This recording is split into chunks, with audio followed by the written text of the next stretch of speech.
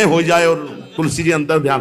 अनुकूल जल, जैसे मान लो गमले पे हैं तो इतना बड़ा तांबे का रोज उससे चढ़ा, अब भर के लोटा चढ़ा दोगे 2-4 दिन में अंतर ध्यान हो जाएंगे तुलसी जी।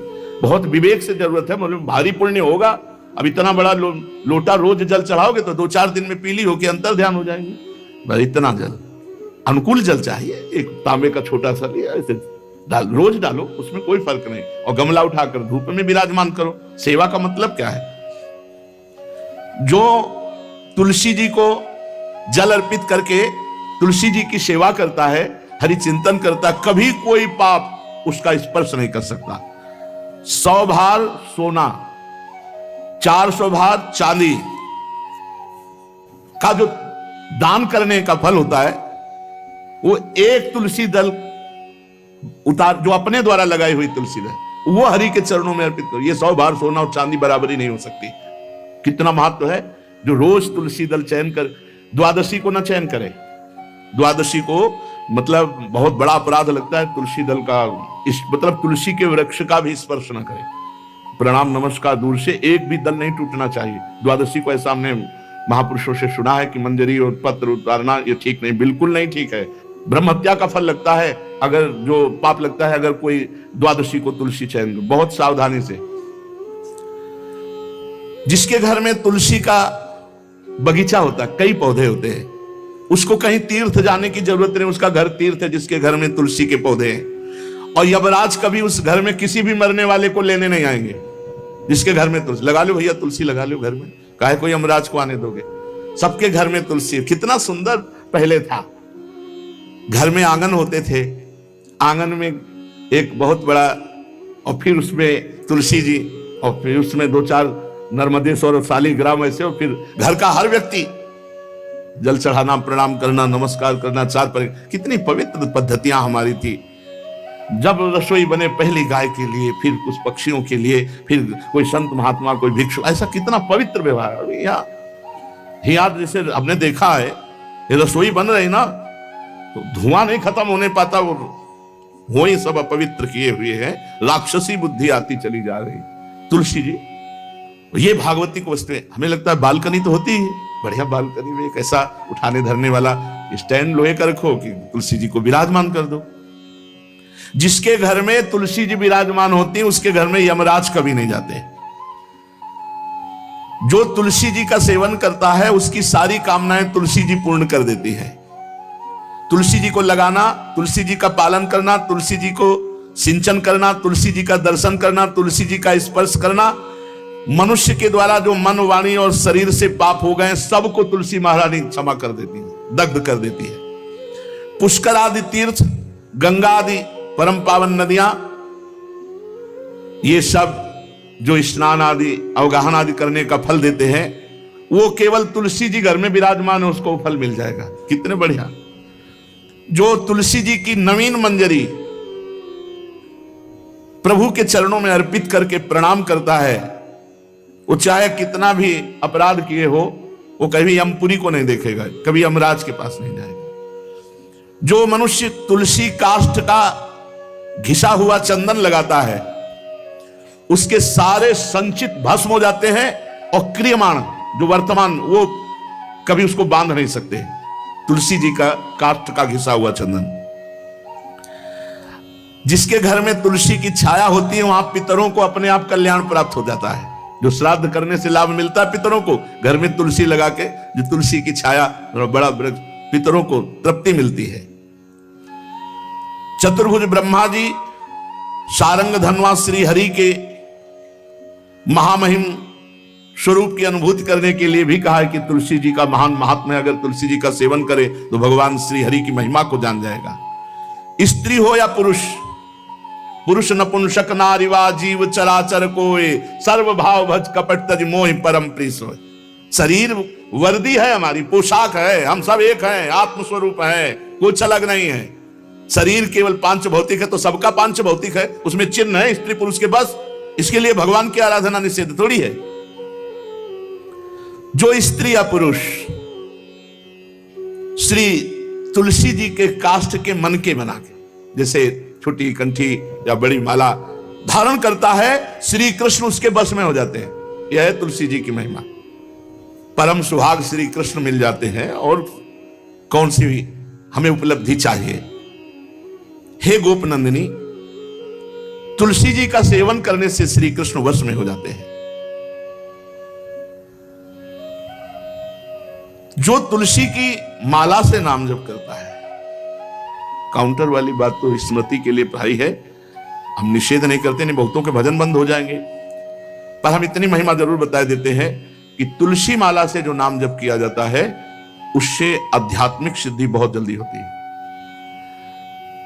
गुरुदेव भगवान कहते जो अंगुलियों से रगड़ होती मन का से, उसमें आध्यात्मिक ऊर्जा शक्ति तुलसी माला से। प्लास्टिक पर भाई करो, निषेध नहीं करने, बंद हो जाएगा वो भी राधा राधा कहना, वो हमें बंद नहीं करना। हम कह रहे हैं तुम जैसे बने वैसे करो, लेकिन माला का बहुत बड़ा प्रभाव है। तुलसी परम पवित्र, भगवान श्री हरि की प्रिया, और उनके काष्ठ को जब हम ऐसे ऐसे नाम के साथ तो विशेष ऊर्जा शक्ति, आध्यात्मिक शक्ति हमें जागृत होती है। हो सके जिनको ऐसा बन सके तो छोटी एक वो आती है सुमिरनी, उसको रख लो अपनी जेब में, रख लो, उससे करो। और नहीं है तो भैया तुम इसी से करो, नाम जप करो, भाव को भाव न खालसो, नाम जपत मंगल दिस दसो। सुंदर सुंदर तुलसी जी के वृक्षों के समीप बैठ करके जो अनुष्ठान किया जाए वो बहुत लाभदायक। श्रीमद् भागवत का, गोपाल सहस्त्र नाम का कोई भी पाठ तुलसी जी के समीप विराजमान करके किया जाए। आचार्य को बुला करके तुलसी पूजन करना चाहिए, विविध प्रकार के अनुष्ठान, अरे तभी तो सब मंगल होता है। पहले था, हमने देखा है 4 बजे माताजी दरवाजे के सामने लीपती, रोज का काम, जो पुराने घरों में देहरी के आगे आके 4 बजे लीप करके वहां अपना चौक पूर के दीपक जला, तो क्या पवित्रताएं थी, क्या मंगल था। जब किसी को निमंत्रण दिया जाता था सबके पैर धोए जाते थे, सुंदर बिछौना बिछा करके और उसमें बैठकर पत्तल और रज के सकोरा कुल्हड़ ऐसे भोजन पाया। कितना पवित्रता, जो हमारी पूर्व पवित्रता थी, धोती कुर्ता चोटी पवित्रता।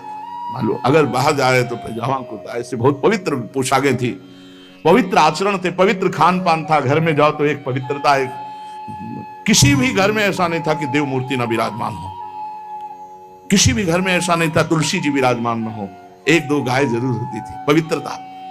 अब तो बड़ा विचित्र, ये भारतीय गौएं जो श्वेत रंग की, जो अरुण रंग की, जो सींग वाली हैं, वो उनका आप दुग्ध देखिए, दूध रख दीजिए, स्वर्णिम कांति छाई मिलेगी। ये हमारी भारतीय पद्धति है, हविष्यान्न, इससे देवताओं का, भगवान का, सबका अभिषेक पूजन होता है। शुद्ध गाय जो हमारी भारतीय है, तीला है उसके जैसे निकला हुआ, वो भगवान ने सेवा की है। हमारे गोविंद भगवान का नाम ही गोविंद, गौओं के इंद्र। भगवान सुबह से निकल जाते थे, शाम तक गौओं को चराते थे।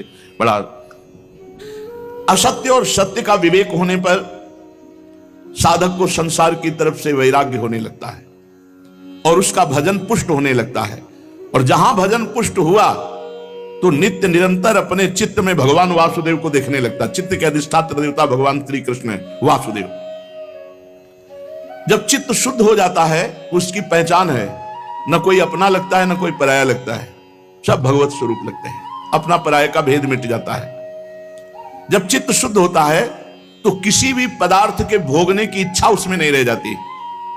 जब चित्त शुद्ध होता है तो उसका अनुराग केवल परमात्मा और महात्मा में होता है, पूरे संसार में कहीं होता ही नहीं। ये चित्त शुद्धि का लक्षण है। चित्त शुद्धि का उपाय विवेक और निरंतर नाम जप। चित्त शुद्धि का लक्षण राग द्वेष का अभाव, ना कोई अपना ना कोई पराया, और किसी भी विषय भोगने की इच्छा ही नहीं, आसक्ति तो सिर्फ परमात्मा में या महात्मा में। ये राग द्वेष किसे कहते हैं महाराज? जिस मनुष्य के, जिस पदार्थ के, जिस स्थान की ऐसी आसक्ति हो जाए कि इसके बिना जिया नहीं जा रहा, उसे राग कहते हैं। जैसे मां में राग, पिता में राग, पत्नी में राग, पुत्र में राग, धन में राग, मकान में राग, शरीर में राग, बहुत समझना चाहिए हमारा राग हो गया, जिसका बार बार स्मरण आए और बार बार खिंचाव हो हृदय से, जो हमारे ध्यान पथ में प्रभु के सिवा और आ रहा है, वो सब राग का ही किया कराया खेल है। द्वेष, इसमें मूल राग है, जिससे राग होता है उसी से द्वेष होता है। राग नहीं होगा तो द्वेष होगा ही नहीं। जब वो हमारे प्रतिकूल चलने लगता है तो द्वेष हो जाता है। प्रतिकूल पदार्थ, प्रतिकूल वस्तु, प्रतिकूल व्यक्ति, तो हमारा द्वेष हो जाता है। यही राग द्वेष जीव के जन्म मरण की श्रृंखला है और इसका मूल कारण देहाभिमान, अहंकार है। महाराज, साधक को समय किस प्रकार बिताना चाहिए? सबके लिए एक जैसा उपदेश नहीं होगा। पूज्य बाबा बोल रहे हैं, जो गुरु के पास रहते हैं उनको सब समय गुरु की सेवा में लगाकर भगवत स्मृति युक्त जीवन व्यतीत करना चाहिए, और जिनको गुरु का सानिध्य नहीं मिला उनको भजन में अधिक समय लगाना चाहिए। यदि गुरुदेव सेवा के लिए आदेश करें, वही सबसे बड़ा भजन है। यदि वो कह रहे हैं कि बैठकर भजन करो, तो अधिक समय भजन में लगाना चाहिए। अगर गुरुदेव सेवा, तो फिर सेवा ही भजन है। जो गृहस्थ हैं उनको अपनी गृहस्थी के कार्य को गुरु सेवा, भगवत सेवा मानकर करना चाहिए। यदि गुरु जी कुछ स्वीकार करते हैं तो ठीक है, नहीं सर्वस्व गुरु का है, ऐसी भावना करनी चाहिए। विरक्त उपासक को गुरु की अधीनता स्वीकार करनी चाहिए। गुरु की अधीनता से अपने आप सारे पाप, द्वेष, दोष, राग सब नष्ट हो जाता है। सबको यह तो ध्यान रखना है कि भगवती जो हमारी परम करुणामयी स्मृति स्वरूपा है वो हमारे दिमाग में छाई रहे। महान तेजोमयी निकुंज देवी श्री स्वामिनी महामहिमामयी महारानी लाडली जो भगवती स्मृति ऐसी कृपा करें कि ये हमारी स्मृति में ही बस जाए, कभी स्मृति से दूर ना हो, चाहे हम सेवा परायण हो या एकांत बैठे हो। महाराज, भगवान तो हमें दिखते नहीं, तो उनसे प्यार कैसे हो, उनकी शरण कैसे हो? भगवान तुम्हें दिखते नहीं, बड़े आश्चर्य की बात है। ये सब भगवान ही तो है। पूज्य बाबा, अब उनकी ब्रह्ममयी दृष्टि है। चलो, भगवान नहीं दिखते तो भगवान का नाम, भगवान की महिमा, भगवान के भक्त ये तो दिख रहे हैं, आप इनकी बात मानो, नाम जप करो, भगवान की लीला गुण गाओ, जैसे आदेश होता है वैसे सिद्धांत से चलो, भगवान दिखाई देने लगेंगे। जब तुम्हारे हृदय में शांति, आनंद, किसी के प्रति कोई भी द्वेष नहीं, तो जान लो अब भगवान प्रकाशित होने वाले हैं हृदय में। आनंद भगवान का स्वरूप है, शांति भगवान का, शांताकारम, जो आनंद सिंधु सुख राशि। जो भगवान को देखा नहीं और भगवान की शरण होकर नाम जप करते हैं, भगवान बहुत रीझ जाते हैं उनसे, वो तो देख ही रहे ना। महाराज जी, आप बार बार भजन की बात करते हैं, भजन में तो नींद आ जाती है, फिर क्या करें? माला छूट जाती है भजन में। ऐसे बैठे रहो, प्रपंच सोचते रहो, नींद नहीं आएगी। 3 घंटा फिल्म देखते रहो, नींद नहीं आएगी। पता नहीं कैसा तमोगुण का प्रभाव है। बाबा कहते हैं कि जब नाम जप करने में नींद आने लगे तो जोर जोर से कीर्तन करने लगो। ये एकांत में करना चाहिए, सामूहिक जहां वास हो वहां नहीं करना चाहिए। नहीं पता चले कल मंजीरा लेके 12 बजे से शुरू हो गए तो साधक जो दिनचर्या में है उनको परेशान। मान लो बगल वाले कमरा वाला ध्यान साधक कर रहा है तो फिर आपका अपराध बन जाएगा।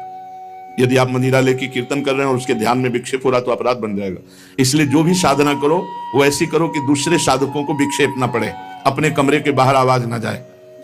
दूसरा उपाय, खड़े होकर जप करो। ये बहुत बढ़िया उपाय है। इस नींद रूपी दुश्मन से लड़ो। ये खड़े होकर भजन करने का अभ्यास गायत्री अनुष्ठान में, नैष्ठिक ब्रह्मचर्य में, क्यों नई अवस्था में नींद ज्यादा सताती है। तो झोपड़ी थी तो खड़े होकर ऐसे झोपड़ी का ऊपर एक रस्सी ऐसे डाल लिए थे और ऐसे पकड़ लेते, कभी एक पैर के बल खड़े है, कभी बाएं पैर, फिर उठा लिया दाएं पैर, और मंत्र में एकाग्रता पूरी जपते हुए बहुत अच्छा लगता। 5-5, 6-6 घंटे, क्योंकि गायत्री का 24 लाख गायत्री का एक पुरस्चरण होता है। भक्त को चाहिए किसी भी स्थिति में भजन के समय में नींद ना आने पावे। बहुत लड़ना पड़ता है नींद से, बहुत लड़ना पड़ता है, एकदम गुस्सा जाते हैं। जैसे बड़ी सावधानी से जप रहे हैं, पता नहीं कब गोल हो गए, माला छूट गया। जब देखा माला छूट गया तो एकदम गुस्सा, अब पूरा माला गया, अब फिर एक से शुरू करना पड़ा। जैसे मान लो आप 99 मनका पे पहुंच चुके हैं और आपका छूट गया तो अनुष्ठान में नहीं माना जाएगा, फिर वहीं से शुरू करो एक से। ये नहीं कि कहीं से भी पकड़ लो इसे शुरू करो, ऐसा नहीं। जब अनुष्ठान किया जाता है तो अगर जितने पे छूटा, अब ये काउंटर दिखाने से थोड़ी चलो, काउंटर आज चला है काउंटर में क्या है कि जितना करो उतना छोड़ दो। हमने गुरुदेव भगवान से, ये तो अभी कुछ समय से चला है, ये तो दिखाई नहीं दिया, पहले कभी दिखाई नहीं दिया, अब तो नई रचना है। नहीं तो छोटा माला वो हाँ सुमेरनी जिसे, और बड़ा माला, ये दो ही थे चलाने के लिए। अब ये काउंटर भगवान की कलयुग महाराज की कृपा से आ गया है कि चलो माला नहीं तो इसको अपना, माला से लोगों को शर्म भी लगती है, पूरा माला डाले ऐसे, बोले भगत बनता, इसमें अंगूठी की तरह पहने अपना। बढ़िया है, बढ़िया है, बहुत बढ़िया है, किसी तरह भगवत स्मृति भगवान नाम जप हो रहा है बहुत। पर इसमें यह सुविधा है कि 50 में छोड़ दिया, छोड़, माला में नहीं छोड़ सकते। यदि अनुष्ठान चल रहा है तो आप बोल नहीं सकते, छोड़ नहीं सकते। मान लो आप 107 में पहुंच गए और आपने छोड़ दिया तो नहीं माना जाएगा, फिर एक से शुरू करो। अब जैसे आप माला जप रहे हैं गुरु मंत्र की, तो बीच में गुरु मंत्र की माला जपते हुए बोलना नहीं है। जो जैसे 11 माला का अनुष्ठान दिया गया उसमें बोलना नहीं, अगर बोला तो जहां से बोला वो फिर वहां से कैंसिल, फिर वहां से शुरू करो। या फिर उसकी पद्धति है, उस माला को ऐसे करके निकाल के मन का रखो, आचमन करो, भगवान से प्रार्थना करो, अत्यंत आवश्यक होने पर बात करो, फिर प्रणाम करो, फिर उसके नीचे वाली मनका से, जहां से रखा है नीचे वाली मनका से शुरू कर दो। ऐसे नहीं कि ऐसे खड़े बात कर रहे हैं फिर घुमा रहे हैं, तो क्या फर्क पड़ता है दिमाग में, क्या फर्क पड़ता है, कौन सा परिवर्तन हो रहा है? जो हमारी वैदिक सिद्धांत पद्धति है उसी से लाभ प्राप्त होता है।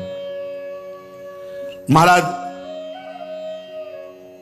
जो नींद है उससे लड़ना पड़ता है, भजन करना बहुत ऊंची बात है, इसलिए हमको खड़े हो जाना पड़े, टहलना पड़े, हमें नाम जप करना, हमें मंत्र जप करना, उस समय नींद नहीं आनी चाहिए। अभ्यास बहुत बड़ी ताकत होती है। आंख मूंद के ठीक लक्ष्य पे गोली मार दे जिसका अभ्यास है, और अपने अभ्यास नहीं किए तो कुछ नहीं होने वाला। अभ्यास योग युक्तेन चेतसा नान्यगामिना, आज भी वही दिनचर्या है जो बाल्यावस्था से गुरुजनों ने सिखाई थी, वैसी दिनचर्या।